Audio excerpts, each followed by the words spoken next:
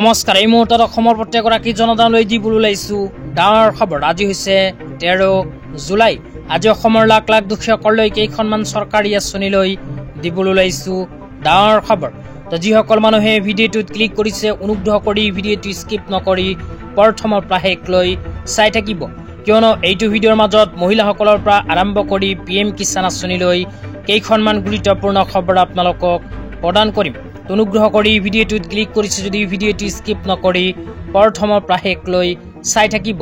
লগতে মোৰ চেনেলত নতুন হলে প্লিজ চেনেলটো ছাবস্ক্ৰাইব কৰি মোৰ লগত থাকিব।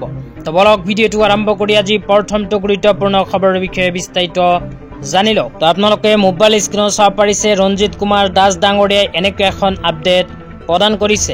ইয়াতে লিখা আছে লখিমী মিস্ত্ৰী প্ৰধানমন্ত্ৰী আৱাস যোজনা গ্ৰামীণৰ অধীনত এক বিশেষ পদক্ষেপ।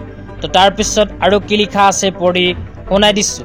তো অসম চৰকাৰে প্ৰধানমন্ত্ৰী আৱাস যোজনা গ্ৰামীণৰ অধীনত এখন বিশেষ পদক্ষেপ গ্ৰহণ কৰিছে। তাৰ পিছত কোৱা হৈছে এই পদক্ষেপৰ অধীনত মহিলাসকলক বিশেষকৈ PMAYGৰ হিতাধিকাৰীক ৰাজমিস্ত্ৰীৰ কাম, টাইলছ ফিটিঙৰ প্ৰশিক্ষণ ইত্যাদি প্ৰদান কৰা হ'ব। এই পদক্ষেপৰ মূল বৈশিষ্ট্যসমূহ হ'ল, তো ইয়াতে কোৱা অনুযায়ী যিসকল মানুহে প্ৰধানমন্ত্ৰী আৱাস যোজনা গ্ৰামীণৰ অধীনত চৰকাৰী ঘৰ লাভ কৰিছে সেইসকল মানুহক অসম চৰকাৰে ৰাজমিস্ত্ৰীৰ কাম শিকাৰ প্ৰশিক্ষণ প্ৰদান কৰিব। ইয়াৰ লগতে আৰু কোৱা হৈছে টাইলছ ফিটিঙৰ প্ৰশিক্ষণ অসম চৰকাৰে প্ৰদান কৰিব। তো আপোনালোকে যদি চৰকাৰী ঘৰ লাভ কৰিছিল তেন্তে ৰাজমিস্ত্ৰীৰ কামৰ প্ৰশিক্ষণ আপোনালোকে ল'ব পাৰিব অসম চৰকাৰৰ ফালৰ পৰা। মহিলাসকলেও এইখন আঁচনিত হ'ব পাৰিব অন্তৰ্ভুক্ত। তাৰপিছত কৈছে 45 দিনীয়া প্ৰশিক্ষণ। তো যিসকলে এইখন আঁচনিত আবেদন কৰিব সেইসকল মানুহক অসম চৰকাৰে 45 দিনৰ বাবে প্ৰশিক্ষণ প্ৰদান কৰিব। তো তাৰ লগতে কোৱা হৈছে প্ৰশিক্ষণৰ সময়ছোৱাৰ বাবে দৈনিক মজুৰি 500কৈ টকা অসম চৰকাৰে প্ৰদান কৰিব। 45 দিনৰ বাবে সৰ্বমুঠ 22,500 টকা এইখন আঁচনিৰ জৰিয়তে অসম চৰকাৰে প্ৰদান কৰিব। তাৰপিছত কোৱা হৈছে প্ৰতি সপ্তাহত মজুৰি লাভ, প্ৰশিক্ষণৰ অন্তত প্ৰমাণ পত্ৰও প্ৰদান কৰিব। ইয়াৰ লগতে কোৱা হৈছে প্ৰশিক্ষাৰ্থীক ৰাজমিস্ত্ৰীৰ সঁজুলি কিট প্ৰদান কৰিব অসম চৰকাৰে। নিৰ্মাণ উদ্যোগত ব্যাপক সুযোগ লাভ কৰিব লাখ লাখ দুখীয়াই।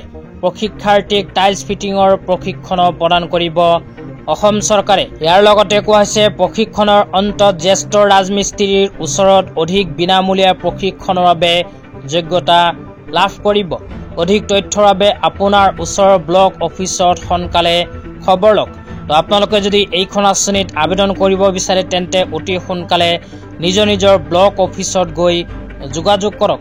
তেতিয়া আপোনালোকক দিবলৈ ওলাইছোঁ আজি দ্বিতীয়টো খুবেই গুৰুত্বপূৰ্ণ খবৰ। আজি দ্বিতীয়টো গুৰুত্বপূৰ্ণ খবৰ হ'ল PM কিষাণ আঁচনিলৈ। তো যিসকল কৃষকৰ নাম PM কিষাণ আঁচনিত অন্তৰ্ভুক্ত হৈ আছে সেইসকল কৃষকৰ ভিতৰত এইবোৰ কৃষকসকলে নাপাব PM কিষাণ আঁচনিৰ 20 নম্বৰ কিস্তি 2000কৈ টকা। তো কোনবোৰ কৃষকসকলে নাপাব, কি কাৰণত নাপাব সেয়া আপোনালোকক এতিয়া বিতংভাৱে জনাই দিম। অনুগ্ৰহ কৰি ভিডিঅ'টো স্কিপ নকৰি চাই থাকিব। তো আপোনালোকে মোবাইল স্ক্ৰীনত চাব পাৰিছে ভাৰত চৰকাৰৰ ফালৰ পৰা আগতীয়াকৈ এনেকৈ এখন আপডেট প্ৰদান কৰিছে। ইয়াতে লিখা আছে মেৰা PM কিষাণ আবেদন ৰিজেক্ট কিয় হোৱা। তো আপোনালোকে যদি PM কিষাণ আঁচনিত আবেদন কৰিছিল তেন্তে এইবোৰ কাৰণত আপোনাৰ নাম PM কিষাণ আঁচনিৰ পৰা কৰ্তন হ'ব পাৰে। 1 নম্বৰত লিখা আছে গলত বেংক একাউণ্ট। তো আপোনালোকে যদি বেংক একাউণ্ট দিয়াৰ সময়ত ভুলকৈ দিছে তেন্তে আপোনাৰ নাম কৰ্তন হ'ব। তাৰপিছত কোৱা হৈছে বহিষ্কৰণ শ্ৰেণীকি অন্তৰ্গত আনা। তো আপোনালোকে যদি PM কিষাণ আঁচনিৰ টকা পোৱাৰ বাবে যোগ্য নহয় সেই ক্ষেত্ৰতো আপোনাৰ নাম কৰ্তন হ'ব। তাৰপিছত কোৱা হৈছে আধাৰ কাৰ্ড বেংক খাতে সে লিংক না হোনা। তো আপোনালোকৰ বেংক একাউণ্টৰ লগত যদি আধাৰ কাৰ্ড লিংক নাথাকে সেই ক্ষেত্ৰতো PM কিষাণ আঁচনিৰ টকা নাপাব। ইয়াৰ লগতে কোৱা হৈছে আবেদক কি আয়ু 18 বৰ্ষ সে কম হোনা। তো আপোনালোকৰ বয়স যদি 18 বছৰতকৈ কম সেই ক্ষেত্ৰত PM কিষাণ আঁচনিৰ সুবিধা নাপাব। তাৰপিছত একেবাৰে শেষত কোৱা হৈছে PM কিষাণ EKYC না কাৰবানা। তো যিসকল মানুহে PM কিষাণ আঁচনিত আবেদন কৰিছে কিন্তু PM কিষাণ আঁচনিৰ EKYC কৰা নাই সেইসকল কৃষকেও নাপাব PM কিষাণ আঁচনিৰ 20 নম্বৰ কিস্তি 2000কৈ টকা। তো আজি ইমানেই, ধন্যবাদ।